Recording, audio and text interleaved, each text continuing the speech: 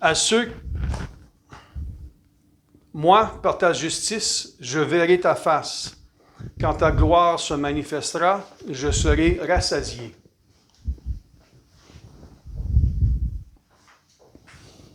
Au nom du Père et du Fils et du Saint-Esprit, Amen. la grâce de Jésus-Christ notre Seigneur, l'amour de Dieu le Père et la communion de l'Esprit Saint soient toujours avec vous. Et avec votre esprit. Voilà, aujourd'hui nous fêtons encore deux martyrs. Eh bien, il s'agit de Saint Marcellin et Pierre. Ils faisaient partie de ces groupes de martyrs qu'ont connus les premiers chrétiens, disons au IVe siècle. Et eux, ils ont défendu leur foi. Ils ont accepté de dire oui à Jésus-Christ et dire non aux dieux romains qu'on leur présentait. Ils sont nos modèles aujourd'hui. Au début de cette célébration eucharistique, nous allons demander la grâce de nous affirmer dans notre foi, la grâce de grandir dans notre foi. Mais avant d'en arriver là, nous allons simplement reconnaître notre fragilité, notre finitude, reconnaître nos imperfections devant la miséricorde de Dieu. Prends pitié de nous, Seigneur. Nous avons péché contre toi. Montre-nous, Seigneur, ta miséricorde. Et donne-nous ton salut. Que Dieu Tout-Puissant nous fasse miséricorde, qu'il nous pardonne nos péchés et nous conduise à la vie éternelle. Amen. Seigneur, prends pitié. Seigneur, prends pitié. Ô Christ, prends pitié. Ô Christ, prends pitié. Seigneur, prends pitié. Seigneur, prends pitié. Prions le Seigneur.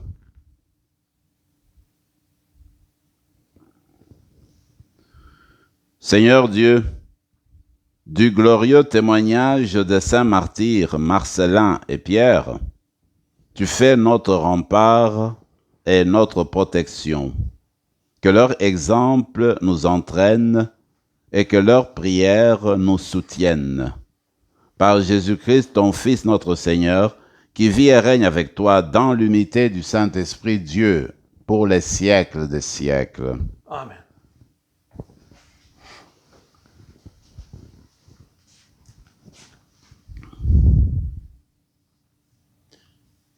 Du livre de Ben Shira, le sage.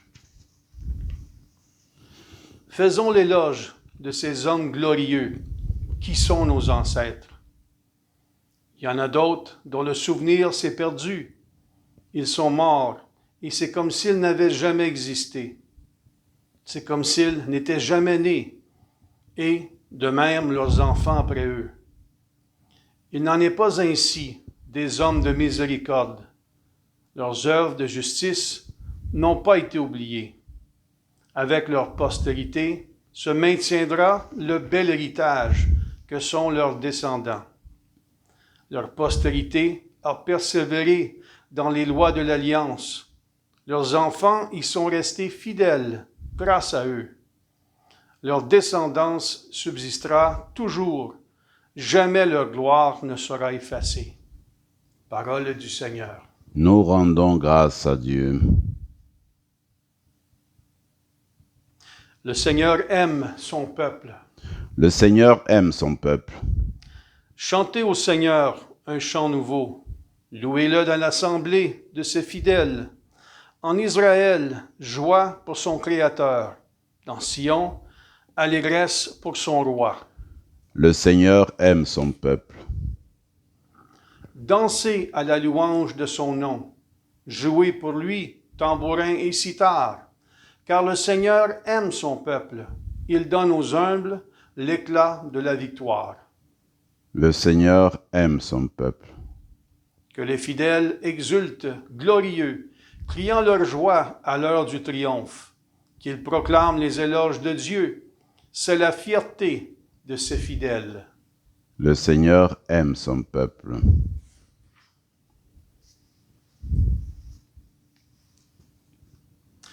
Alléluia, Alléluia, c'est moi qui vous ai choisi, afin que vous alliez, que vous portiez du fruit, et que votre fruit demeure, dit le Seigneur, Alléluia.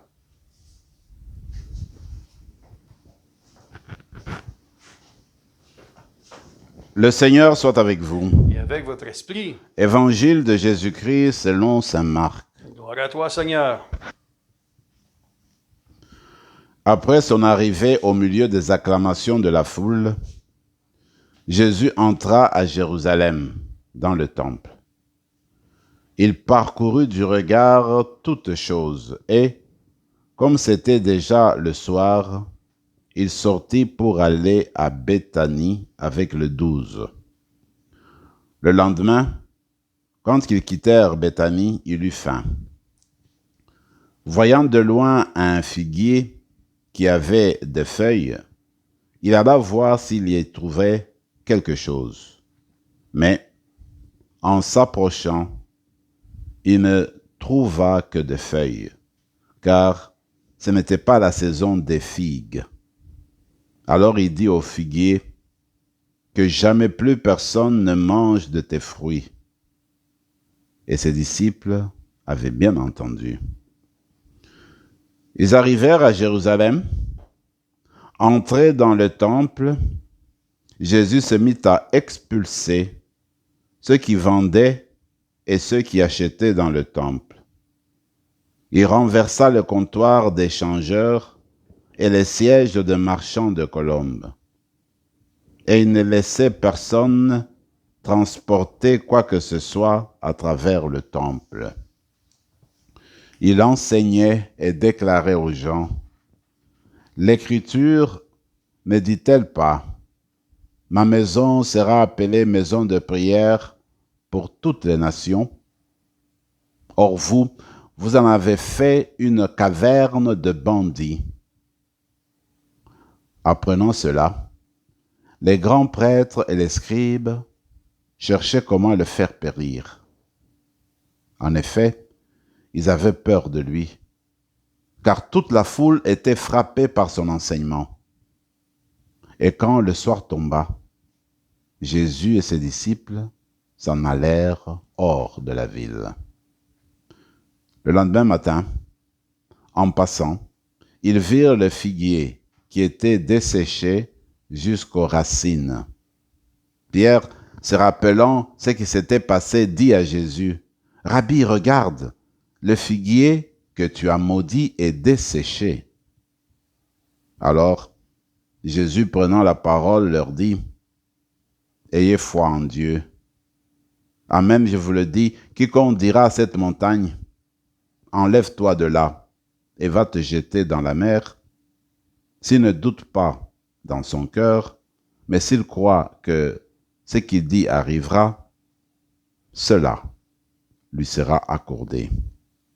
C'est pourquoi, je vous le dis, tout ce que vous demanderez dans la prière, croyez que vous l'avez obtenu, et cela vous sera accordé. Et quand vous vous tenez en prière, si vous avez quelque chose contre quelqu'un, pardonnez, afin que votre Père qui est aux cieux vous pardonne aussi vos fautes. Acclamons la parole de Dieu. Louange à toi, Seigneur Jésus.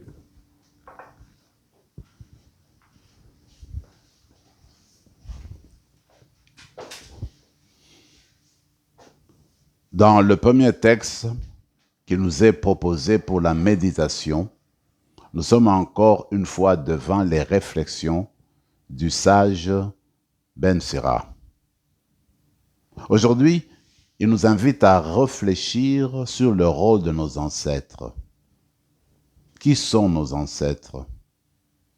Est-ce que nous pensons encore à nos ancêtres?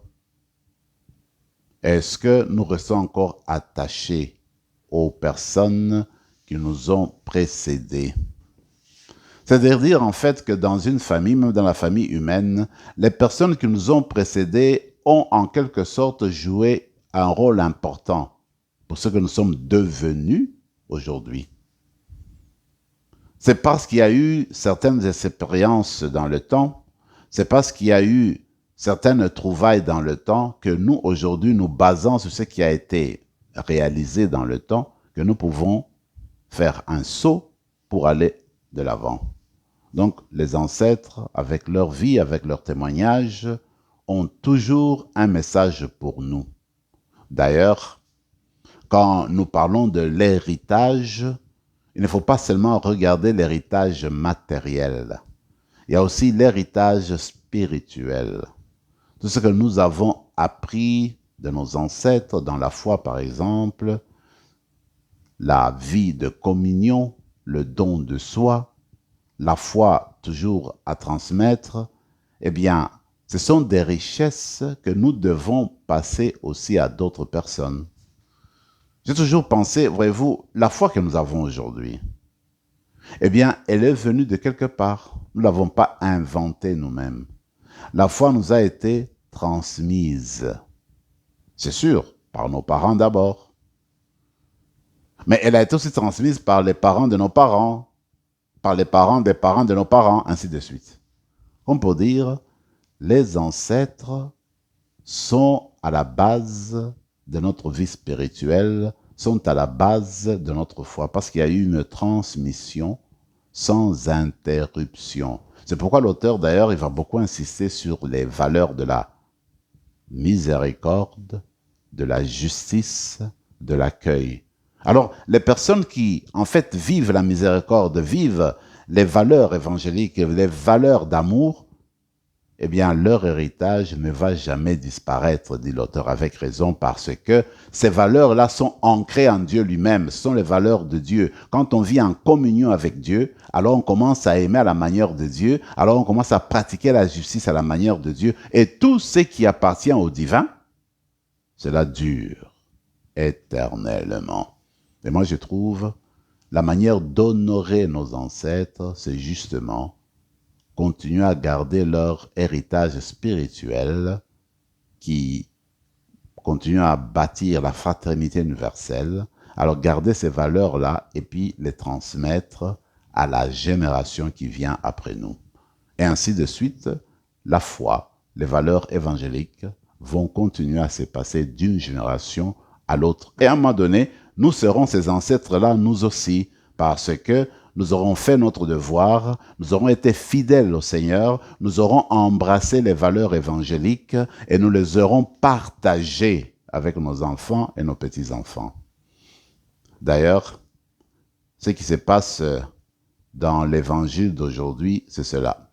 Quand on regarde d'abord tous ces disciples de Jésus, eh bien, c'est ce qu'on peut appeler les premiers chrétiens qui ont suivi Jésus et qui vont continuer le message après son départ. On voit Jésus qui entre à Jérusalem, c'est déjà la fin de son périple. Il entre à Jérusalem. Et puis, les gens comme c'est le bon aujourd'hui, Marcelin, Pierre, font partie de cette génération des premiers chrétiens, même si eux sont décédés au IVe siècle. Alors, ils font partie de cette grande famille des martyrs qui donnent le témoignage éloquent sur Jésus-Christ. Parce qu'ils ont donné leur vie. Il n'y a pas plus que la vie de martyr. Si tu as donné ta vie pour le Christ, c'est le sommet. Il n'y a plus rien que tu peux faire. Tu as tout donné. Tu as donné ta vie pour ton Seigneur, comme ton Seigneur a donné sa vie pour toi. Alors, ce sont ces choses-là que nos ancêtres dans la foi continuent à branler, à nous montrer, en fait. Alors, demandons la grâce de suivre leur exemple, d'être comme Marcelin et Pierre, arriver à donner notre vie complètement à Dieu. D'ailleurs, ils font partie de ces grands groupes de martyrs qui sont morts au IVe siècle, en 304, avec l'empereur Dioclétien, qui en fait a provoqué toutes ces persécutions-là exprès. Il a demandé qu'on arrête des prêtres, des évêques, les dirigeants, justement, voulaient tellement en finir avec le christianisme. Alors on retrouvait dans des prisons toute une flopée de communautés chrétiennes ensemble et il avait transformé les prisons en communautés chrétiennes parce que les gens commençaient à prier dans les prisons. Toujours est-il que, selon les historiens, c'est la dernière persécution contre les chrétiens avant l'événement de Constantin, avant la paix, n'est-ce pas, romaine. On va rendre grâce au Seigneur pour tant de martyrs, dont Marcelin et Pierre, pour tant de martyrs dans notre Église, parmi nos ancêtres, qui aujourd'hui nous montrent de la main et nous invitent à aller de l'avant, parce que leur exemple nous encourage. Je disais que Jésus entrait à Jérusalem, c'était la fin de son périple. Pourquoi? Parce que avec la guérison de Bartimée, c'est la dernière guérison avant la passion de notre Seigneur. Quand il arrive à Jérusalem, c'est d'abord, il est reçu avec ce qu'on appelle nous autres dimanche des rameaux, il est reçu par les gens et les personnes qui l'accompagnaient par des chants et des joies et avec des palmiers en leurs mains, je veux dire des rameaux dans leurs mains, et puis c'est l'accueil chaleureux. Mais le Seigneur entre dans le temple, il est déçu de voir ce qui se passe là. Et si le Seigneur chasse les vendeurs, c'est pour nous dire que la maison de notre Dieu, c'est une maison de prière pour tout le peuple. On ne fait pas des commerces dans la maison de Dieu. On ne se sert pas des choses spirituelles pour s'enrichir sur le dos des autres. La maison de Dieu est une place de communion et de prière. Alors, il ne faut pas rester attaché aux aspects extérieurs. Il ne faut pas être impressionné par les grandes célébrations qui s'est passées au temple. Le Seigneur ne s'est pas laissé impressionner. Il regardait la vie des dirigeants, la vie du peuple. Alors, on va au temple, on va célébrer, on va offrir des sacrifices, mais la vie de tous les jours, dans le quartier, dans nos communautés, ne change pas. On continue à s'exploiter les uns les autres, on continue à blasphémer le nom de Dieu, on continue à oublier de suivre les commandements.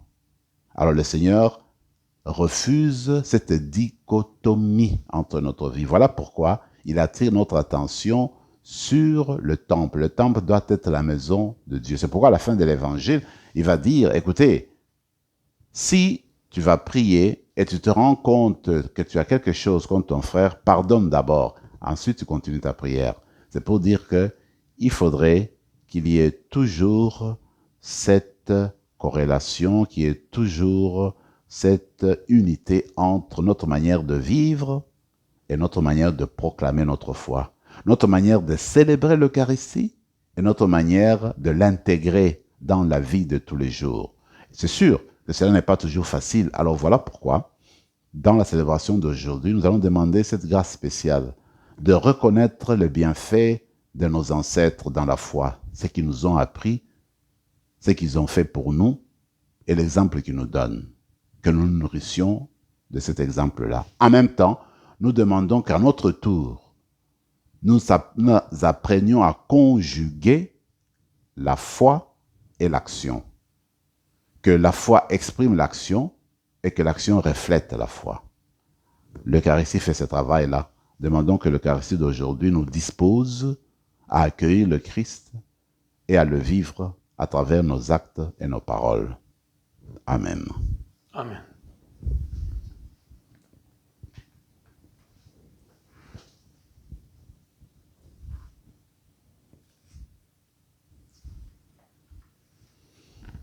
Tu es béni, Seigneur, Dieu de l'univers, toi qui nous donnes ce pain, fruit de la terre et du travail des hommes et des femmes. Nous te le présentons, il deviendra le pain de la vie.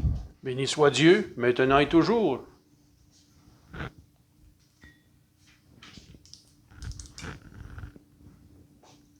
Comme Soto se met le vin pour le sacrement de l'Alliance, puissions être unis à la divinité de celui qui a pris notre humanité. Tu es béni, Seigneur, Dieu de l'univers, toi qui nous donnes ce vin, fruit de la vigne et du travail des hommes et des femmes. Nous te le présentons, il deviendra le vin du royaume éternel. Béni soit Dieu, maintenant et toujours. Humbles et pauvres, nous te supplions, Seigneur, accueille-nous que notre sacrifice en ce jour. Trouve grâce devant toi, nous de notre faute, Seigneur, purifie-nous de nos péchés. Prions ensemble, mes frères et mes sœurs, au moment d'offrir le sacrifice de toute l'Église. Pour la gloire de Dieu et le salut du monde. Regarde, Seigneur, les dons de l'Église qui te supplient. Accorde à tes fidèles qui vont les recevoir la grâce d'une sainteté plus grande.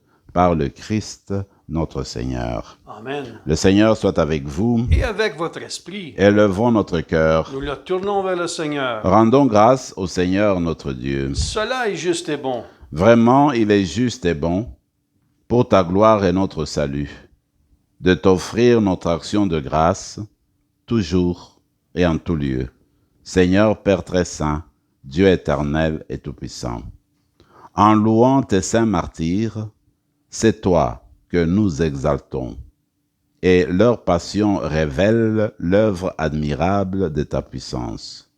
Tu leur donnes en ta bonté de croire avec ardeur, de persévérer sans faiblir et de vaincre dans le combat par le Christ notre Seigneur. C'est pourquoi le ciel et la terre t'adorent, ils te chantent le cantique nouveau et nous-mêmes, unissant notre voix à celle des anges, nous t'acclamons. Saint, Saint, Saint, le Seigneur, Dieu de l'univers, le ciel et la terre sont remplis de ta gloire. Hosanna au plus haut des cieux. Béni soit celui qui vient au nom du Seigneur. Hosanna au plus haut des cieux. Toi qui es vraiment saint, toi qui es la source de toute sainteté, Seigneur, nous te prions. Sanctifie ces offrandes en répandant sur elles ton esprit, qu'elles deviennent pour nous le corps et le sang de Jésus le Christ notre Seigneur. Au moment d'être livré et d'entrer librement dans sa passion, il prit le pain. Il rendit grâce, il le rompit et le donna à ses disciples en disant « Prenez et mangez-en tous, ceci est mon corps livré pour vous. »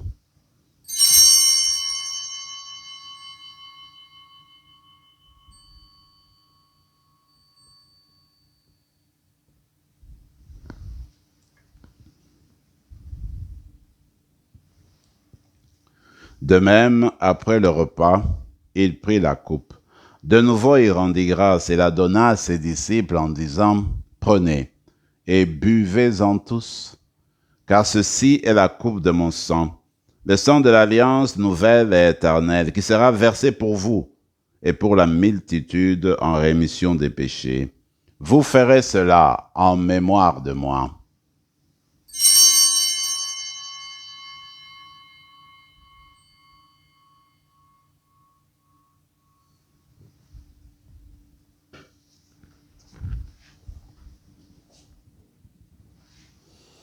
Proclamons le mystère de la foi. Gloire à toi qui étais mort, gloire à toi qui es vivant, notre Sauveur et notre Dieu. Viens, Seigneur Jésus. En faisant ainsi mémoire de la mort et de la résurrection de ton Fils, nous t'offrons, Seigneur, le pain de la vie et la coupe du salut. Et nous te rendons grâce, car tu nous as estimés dignes de nous tenir devant toi pour te servir. Humblement, nous te demandons qu'en ayant part au corps et au sang du Christ, nous soyons rassemblés par l'Esprit Saint en un seul corps. Souviens-toi, Seigneur, de ton Église répandue à travers le monde. Fais-la grandir dans ta charité en union avec notre pape François, notre évêque Marcel, Yvan son auxiliaire, et tous les évêques, les prêtres et les diacres. Souviens-toi aussi de nos frères et sœurs qui se sont endormis dans l'espérance de la résurrection. Et souviens-toi dans ta miséricorde de tous les défunts. Accueille-les dans la lumière de ton visage. Sur nous tous, enfin, nous implorons ta bonté. Permets qu'avec la Vierge Marie, la bienheureuse Mère de Dieu, avec Saint Joseph son époux, les apôtres, Saint Marcellin et Saint Pierre, et tous les saints qui ont fait ta joie au long des âges, nous ayons part à la vie éternelle et que nous chantions ta louange et ta gloire par ton Fils Jésus, le Christ. Par lui, avec lui et en lui, à toi, Dieu le Père Tout-Puissant, dans l'unité du Saint-Esprit, tout honneur et toute gloire pour les siècles des siècles. Amen.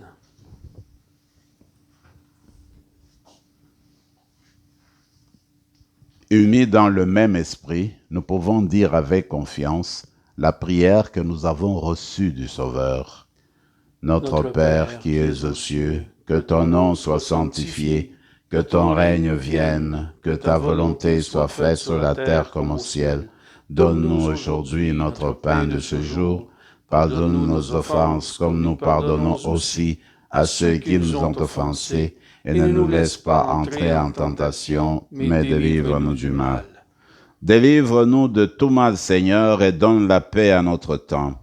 Soutenus par ta miséricorde, nous serons libérés de tout péché, à l'abri de toute épreuve, nous qui attendons que se réalise cette bienheureuse espérance, l'avènement de Jésus-Christ, notre Sauveur. Car c'est à toi qu'appartiennent le règne, la puissance et la gloire pour les siècles des siècles. Seigneur Jésus-Christ, tu as dit à tes apôtres, « Je vous laisse la paix, je vous donne ma paix.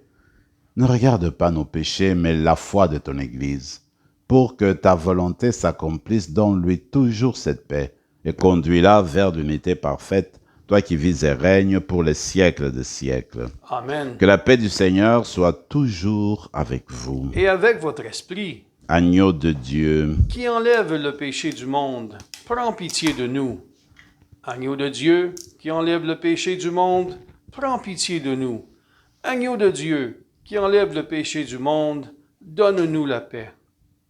Seigneur Jésus-Christ, que cette communion à ton corps et à ton sang n'entraîne pour nous ni jugement ni condamnation, mais que par ta bonté, elle soutienne notre esprit et notre corps et nous donne la guérison. Voici l'agneau de Dieu, voici celui qui enlève les péchés du monde. Heureux les invités au repas des noces de l'agneau. Seigneur, je ne suis pas digne de te recevoir, mais dis seulement une parole et je serai guéri. Que le corps et le sang du Christ nous gardent pour la vie éternelle. Amen.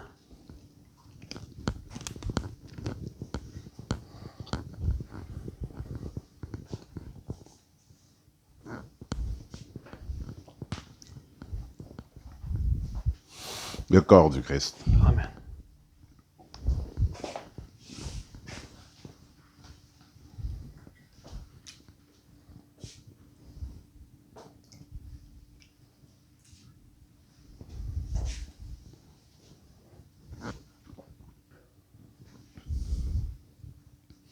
Prenons quelques moments de silence et de prière.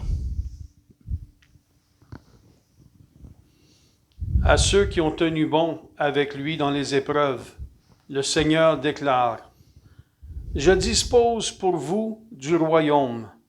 Vous mangerez et boirez à ma table dans mon royaume. »